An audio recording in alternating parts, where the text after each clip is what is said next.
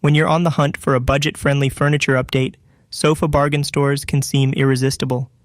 But is the deal really worth it? Let's break down the advantages and disadvantages. Pros. Price. The biggest draw of sofa bargains is the price tag. You can often find sofas for several $100s, less than comparable pieces in traditional furniture stores. Fast availability. Sofa bargain outlets sometimes have items ready for immediate pickup or very fast delivery, avoiding long wait times. Decent selection.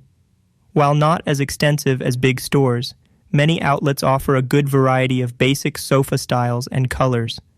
Cons. Quality.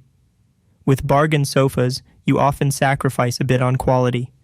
Materials might be less durable, and construction may not be as sturdy as pricier options. Comfort. Don't expect plush, sink-in comfort from most bargain sofas. Cushions can be thin or lose their shape quickly. Limited returns. Many outlets have restrictive return policies or charge substantial restocking fees. Always check beforehand.